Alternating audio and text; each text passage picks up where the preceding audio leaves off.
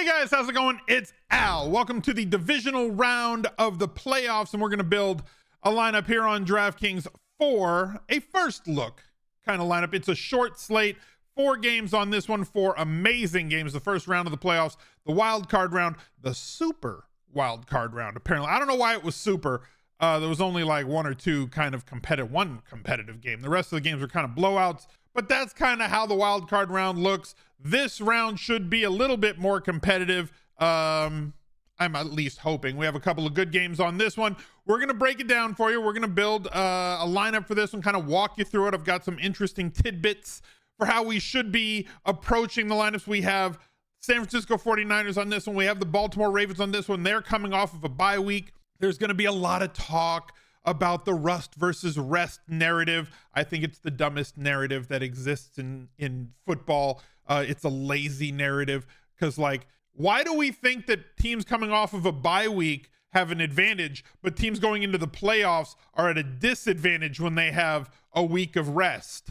Nobody thinks about it that way, right? Oh, they're going to be rusty. No, they're not rusty. That's not how it works. It's not. Why does it not work that way during the regular season, but all of a sudden in the playoffs now they're rusty, right? That's not how things work. They're rested. It's always rest. Rest is better. So we're going to take a look at this slate. We're going to try and figure out some angles. I think there's some good value plays at wide receiver that we can look at. A few different ones based on routes run, based on some injuries that have been there, that we can attack and try and build our lineups through. So thank you guys for being here. Drop a like on the video, subscribe to the channel, ring the notifications bell, and let's go. He's a legend.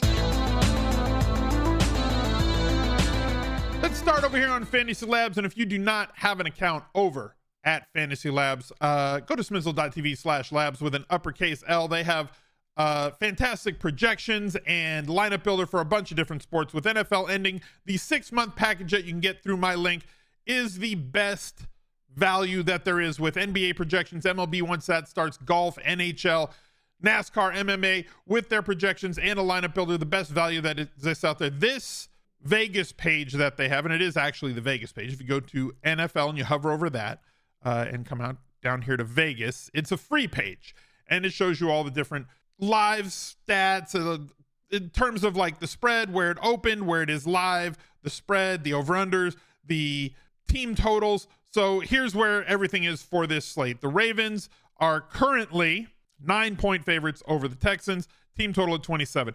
The San Francisco 49ers, a team total of 30, almost 30 and a half, 9.5-point favorites over the Green Bay Packers. The Lions are 6.5-point favorites, opened up at 5.5-point favorites over Tampa Bay. And you kind of can't see Detroit and not Detroit, but the Buffalo Bills and Kansas City. I can move it up just a little bit. Their team total is 24. Kansas City is 21. You can't see that's behind my camera, but they are 2.5-point favorites, and the total in this game is 46.5. Go check out all the great products that they have over at FantasyLabs.com through my link at smizzle.tv/labs. So here's the 4 games that we have on this slate. We're going to start with the quarterbacks and look at everything that there is, because it is a short slate. I don't personally like short slate football, but in the playoffs, that's kind of what we have, is just short slate football. So this is the game that we have to play, and we have to try and beat it. So starting with Josh Allen, there may not be a better DraftKings fantasy football player than playoff Josh Allen. With his rushing upside, with the need for him to possibly double bonus, especially historically against Kansas City, with the games that we've seen him put up in the past against them, I don't know if that's on the table anymore against Kansas City, because this year that Kansas City defense has just been a completely different animal. They've taken away so much from opposing teams, but maybe we get a vintage Kansas City Buffalo game, kind of like we saw last week, defensively from like the Lions, right?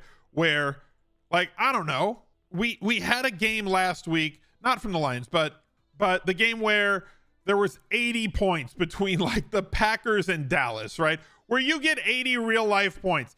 The Packers got up like 42-16, and then there was a bunch of garbage time points late in the game. A game like that is going to make a slate.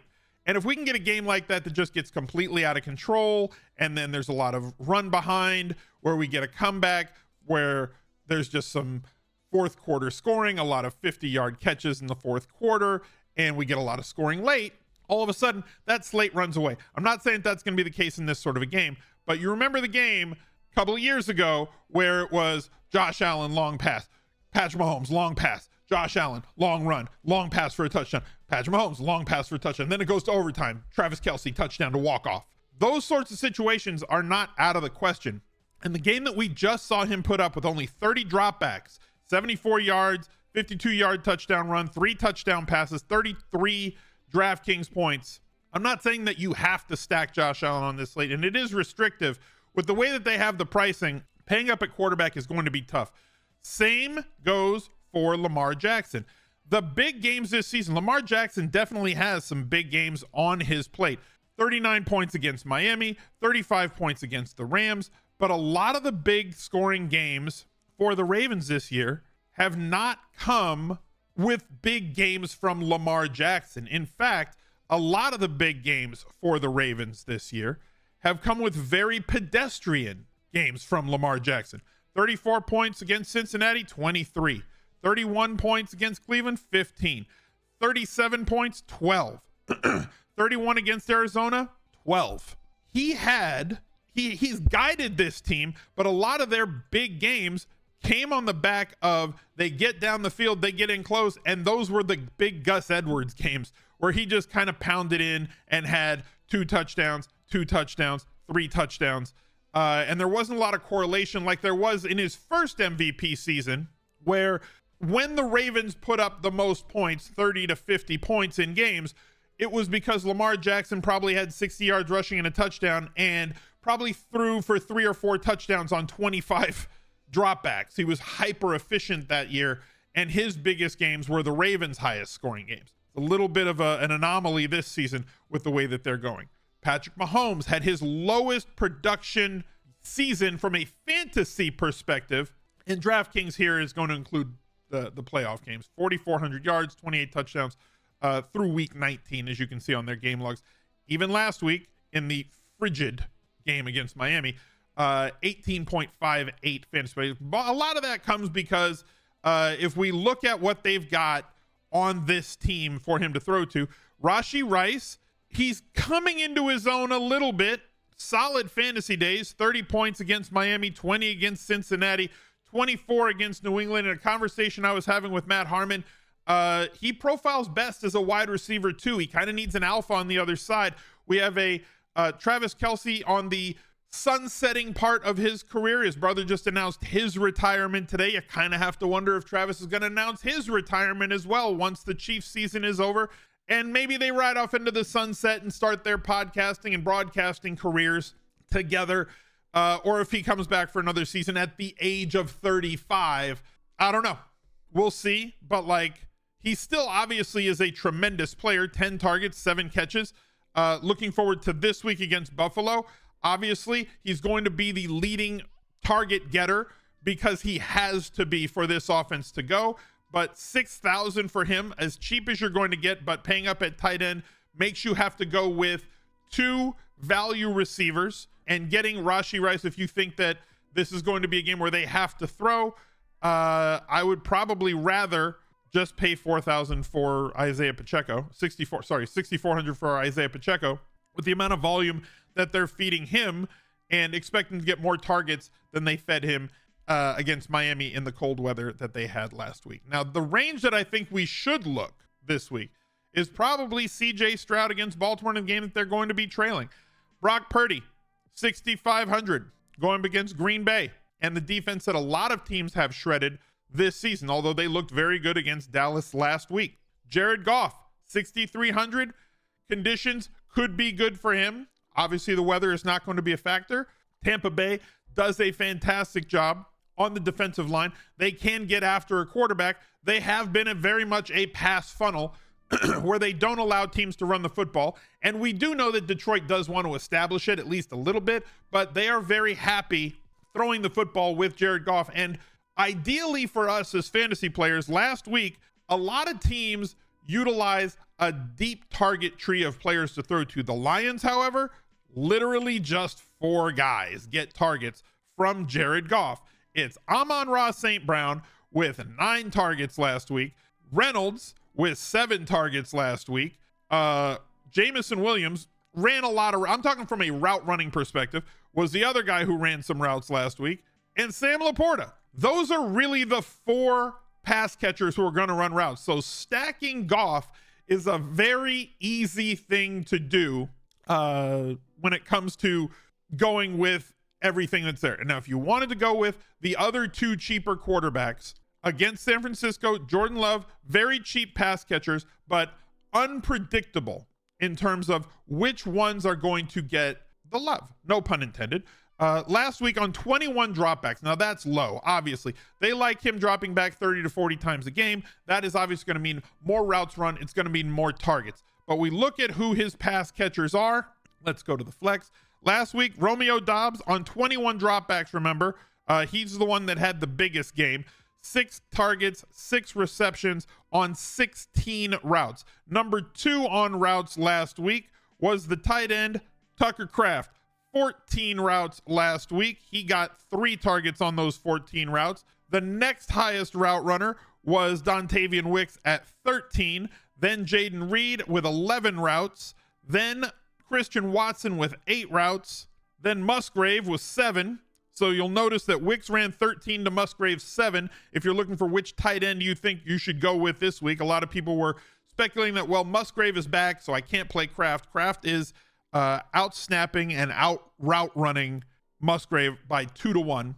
He is being used more to pass block, though. When Musgrave is out there, he is out there to run routes. When Kraft is out there, he's out there just more than Musgrave. And then Melton's out there running 7 routes for the whole game. So there's a lot of guys running routes. And so you could get a higher variance situation than when you're stacking through Detroit. And then the final quarterback, Baker Mayfield, there's really only 4 guys. When it comes to CJ Stroud, and this will be the last guy that we talk about here at quarterback, I did want to go over as much as possible for you guys because I'm not doing as many videos throughout the week during the playoffs. So I wanted to give you as in-depth a look as I can on this first look. As poised as a rookie can be, he has been tremendous all season long. Now, I don't know if a rookie quarterback who has looked as good as he has looked could possibly deal with as many injuries as he's had to deal with to his pass catching group and look as good as he could have looked. Nico Collins has clearly stepped into his own throughout this season and looked great the last 2 weeks. 195 yards against Indy, caught 6 or 7 balls against Cleveland, who has been a tremendous defense at home and just a tire fire on the road. 96 yards and a touchdown, was missed on another one. He led the team with 20 routes last week, and they put Noah Brown on IR, ending his season. Lost Tank Dell as well. And a lot of people thought that Robert Woods was going to step into a bigger role. He only ran 8 routes. Schultz ran 14. John Mechie stepped into the opposite role on the other side. Because of the blowout here, we didn't see a lot of routes run. They're big underdogs in this one. If Stroud drops back 35 to 40 times, Mechie ran 15 routes. He ran the second most routes on the team. He might see a big uptick in targets. He's only 3,400. He could be a very good release valve for value here at 3,400 as a standalone. If you just want him as a one-off, something to monitor as the week goes on. The other release valve on value could be Khalil Shakir at 3,800. He was pushed into a bigger role this week with Gabe Davis out. Obviously, he takes a little bit of a step back, but he's been good anytime that he's played. As far as I'm going to go for this first look, there were a couple of routes that I could go. I had a Purdy lineup, but that's a little bit more restrictive because I would want to run it through Christian McCaffrey. I'm going to go with a non-McCaffrey lineup for this first look today. I'm going to go with Jared Goff. I want to play the non-weather game. I want to play the game that I think has the most chance to get a little bit ridiculous and a little bit stupid. If Detroit can get after Tampa Bay on the pass funnel, and Detroit's defense has given up a lot of points through the air, and we can bring this back hopefully with a couple of spots that can get loose against what Detroit does defensively, which to me means that we can get with Jared Goff at running back. Give me Pacheco, who I had said before. Let's hit up White as well with Rashad White. Let's get with Amon-Ra St. Brown. Let's hit Reynolds from Detroit as well. Give me Khalil Shakir, who I spoke about earlier. I don't want Detroit. I want Khalil Shakir. I want to go with Laporta at tight end, who looked fine after the knee injury as well. I need somebody for a bring back on this position here at flex and at defense. I can go with anybody in this spot. Let's go with the Chiefs defense, hoping for a couple of turnovers from Buffalo. Let's head over to Underdog Fantasy. And if you do not have an account over at Underdog Fantasy, why not? They give you up to $100 deposit bonus on your first deposit to the site. They have these great pick'ems that you can play with. I'm going to accept here. I'm going to build a pick 5 through that game right here. The lines are moving constantly. We're going to go Jared Goff over 270. Amon-Ra, Josh Reynolds, Mike Evans, Kate Otten, everything higher because I'm an idiot. $50 to win, 624. Let's hope that we can get this one in. Perfect. 5 for 5. Hopefully we can click this one, and I hope that you guys have a whole lot of luck this weekend. Make sure that you join the Discord over at smizzle.tv/Discord and sweat with your friends in the Smizz Gang community. Good luck this weekend. Catch you guys later. Bye. He's a legend.